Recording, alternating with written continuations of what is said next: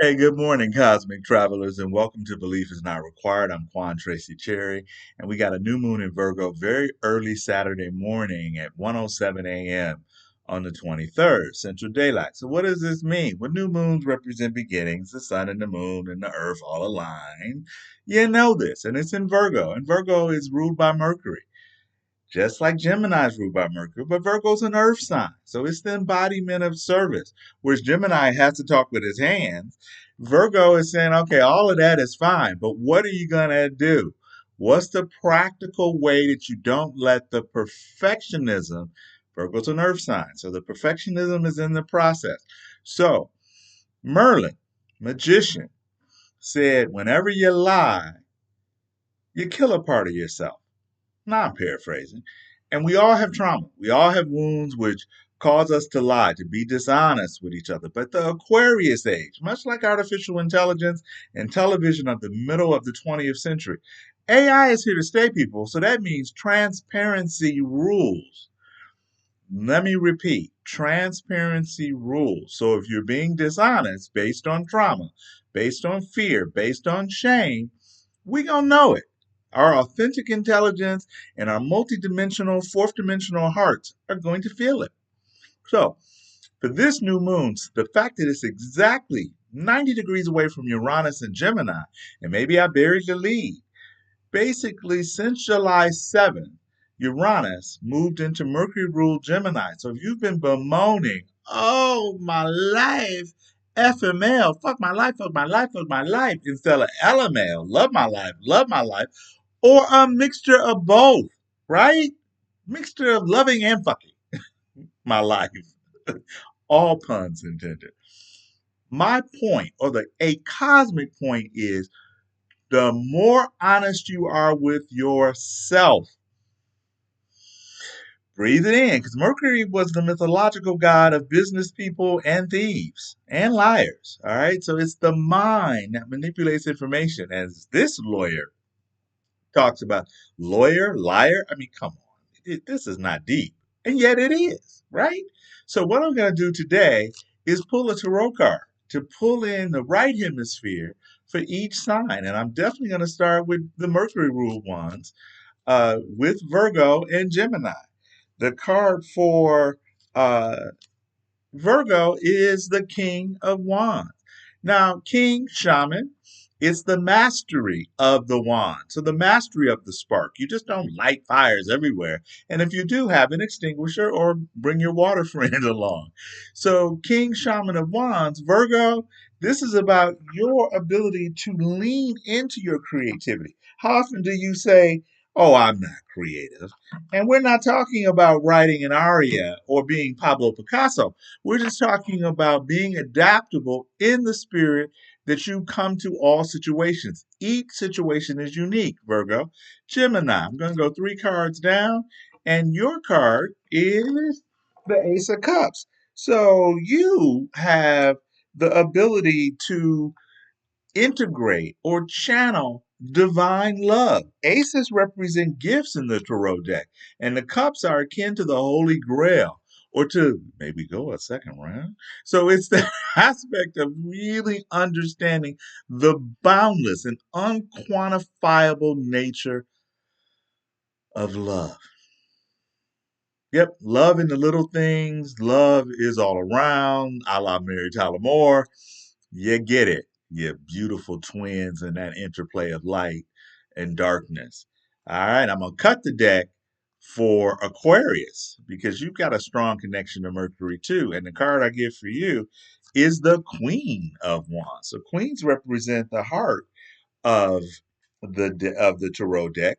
And so Queen of Wands suggests that, yeah, Aquarius, the fact that Virgo, another human sign, you're the water bearer and they're the virgin, can suggest you have some connections to bring your bigger picture ideas and ideals into manifestation. And Virgo people can help you do that.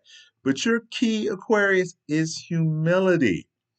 The arrogance is just a smokescreen, it's a distraction. And that's your way of saying, I want to be called out, right? So, yes, you may be the smartest person in the room intellectually, left hemisphere, but how about the heart?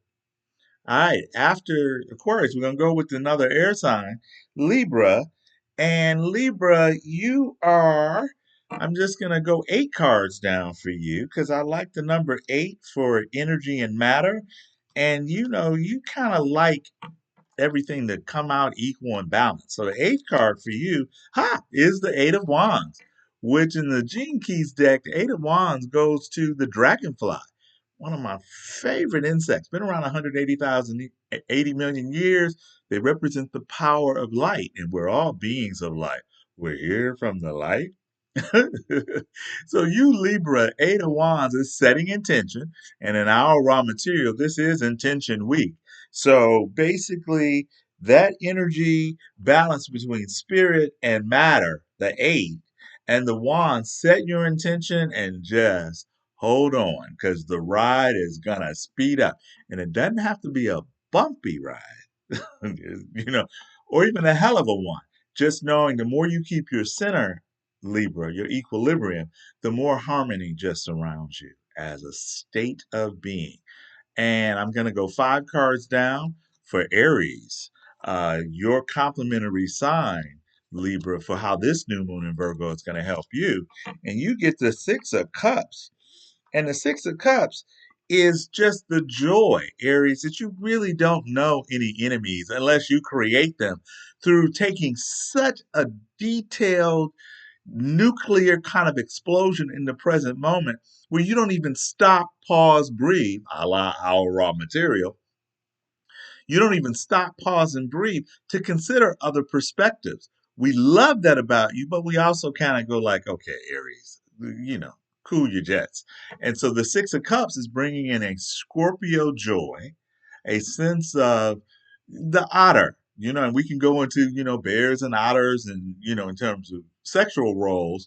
But the point is that this 6 of Cups is the little things, the small gestures, Aries. Be better to spend less money on a thoughtful gift than more money on a gift that is kind of showy.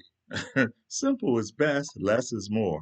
And since we've got the Aries Scorpio Mars thing with this new moon in Virgo, I'm going to go 7 cards for Scorpio to keep it.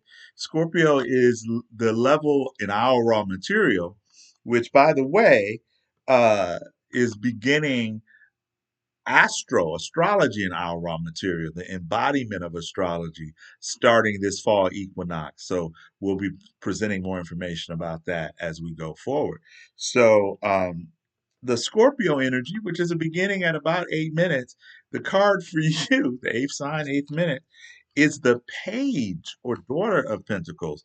So pages represent learning the suit. So learning about the body makes a whole lot of sense with the new moon in Virgo, because Virgo to Scorpio, Virgo represents discerning your wish list, discerning your intention, Scorpio, bringing in the friends, bringing in those people who will know where the bodies are buried or who will heal the bodies.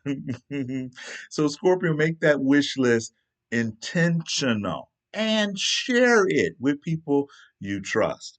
And then after Scorpio, we're going to go to Pisces, and Pisces, your card, I'm going to do 12 cards down to represent your internal organizational ability that you have when you listen to your inner truth.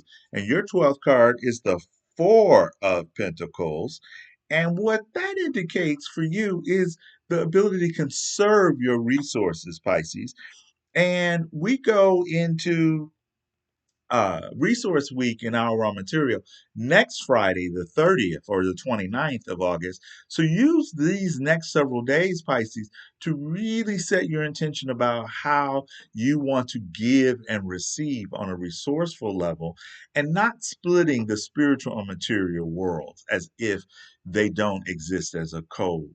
As a unity, because a lot of our religions and teaching is spirit higher, body physical lower, and that we separate them in a hierarchical instead of a unifying piece.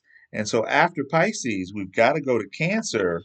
Um, and I just want to write all this down so I can have it in some kind of order. And Cancer, I'm just going to go 4.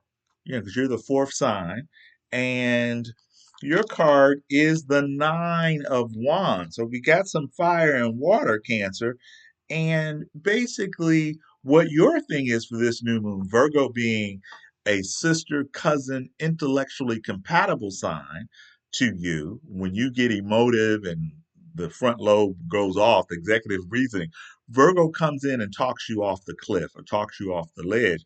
So the Nine of Wands is basically the thrust of what I'm talking about.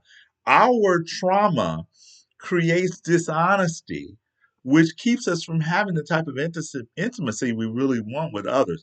And Cancer, no sign can create or break auras and get intimacy faster than yours. Not always deeper, but definitely faster.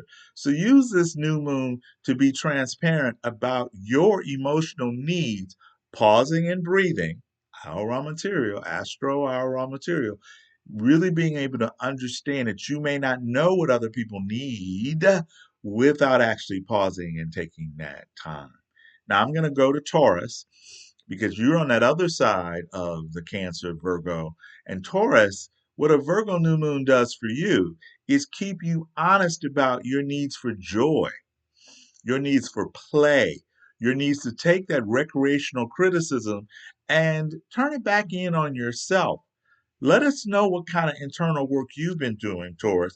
And your card is the Page or Daughter of Wands. And that's the fun. I'm holding my Wheel of Fortune. It's being enthusiastic, where Scorpio, your complementary energy was the Page of Pentacles. So it may be that you and Scorpio can put something together in this physical dimension that brings joy, enthusiasm, inspiration with a practicality. And I know you're all about that. But it's about learning about each other's needs for security. And we got to go to Capricorn in this new moon. You're in that earthy energy. And I'm just going to pull the fourth card from the top, and we get Temperance. And the Temperance angel, Capricorn, is an angel that comes down to earth. And in the Mother Piece deck, that angel busts a move. So dancing, grounding, yoga, Pilates, anything that brings your ethical self into physical manifestation. So it's not about talking a good game, Capricorn. It's about living that game. Practice what you preach and preach only what you're practicing. And remember, Capricorn, as we go into Resource Week, a la Our Raw Material on Friday, August 29th, that in Astro Material, Astro RM, astrology and our raw material, is central to your seeing yourself as a resource first and giving freely. And Virgo New Moon said discerningly. And your transparency is about living in accordance with the roles you've chosen. It's not a question, Cap, if you're going to choose a social role. It's just, is that role aligned in with your uh, soul, your inner truth, your inner spirit? And then we've got Leo, because we've talked about Aries. So Leo, the Virgo new moon basically sets up your ability to follow what you value, taking time to do what you do. And the tarot card we got for you is the Ace of Pentacles. And remember, aces represent gifts. So this is a gift of maybe someone new coming into your life, maybe a conception, maybe a new practical idea, and maybe it's not going to bring you money immediately, but much like the Ace of Cups that was found with Gemini, you may find yourself being attracted to the light of interplay with the twins, and you guys get together and create something that is effing marvelous, that inspires us just from the fun and play that you have. Imagine a second childhood without the conditioning, with the wisdom of being able to heal your traumas, Leo. And man, do you have the Holy Grail for sure. And then after Leo, we're going to go to Sagittarius, and I'm going to pull the ninth card for the ninth sign for Sagittarius. And Virgo is one of your most challenging signs, Sag. So basically, what happens to you in this new moon is that you're looking at home, your responsibilities, your career, and being able, and your tarot card is Judgment, being able to make longer range goals, not It's delayed gratification. But judgment also says look over your past 2 years or 36 months or so and see how these are cycles that are ending right now. And I would suggest for you, being an intentional week, to really go to Our Raw Material and look at joining us, Tavish and I, on the fall equinox, where we jump off or we present a way to use this for you daily, a course and emails, and that's enough promotion for that. And let's see, who am I missing? Taurus, Virgo. I think I got everybody. And if I didn't, let me count. 1, 2, 3, 4, 5, 6, 7, 8, 9, 10, 11. Gemini, Libra, Aquarius. Hope bear with me. We got Aries and the water, Cancer, Scorpio, and Pisces. Well, I'm just gonna pull a 13th card just in case, and I'm gonna count 13 because that's the Christ consciousness is because it's the 12 apostles, and then the 13th one is the center point, which is the consciousness of Christ. And understand, you can be an atheist and have and know yourself and be honest with yourself enough to channel or speak to the consciousness of knowing oneself, and knowing love and interconnectedness is everything. And seeing yourself as the Christ or as the master. And the card is the Five of Swords. Wow. That's Pluto and Aquarius, guys. And what that means is our center is, do you want to be heard or do you want to be right? The Five of Swords is that internal conflict, the ego that you have to be the know-it-all, that there's a so-called Confucius superior man. And in our Western intellectual world, the mind is our authority. It is not. Gene keys, human design, epigenetics. I mean, there's so many things that are happening in our scientific world, quantum fucking physics, y'all, that tells us that the mind observes itself and influences the results. Yeah, thank you for listening. And our raw material, belief is not required. And comments, please. Appreciate you.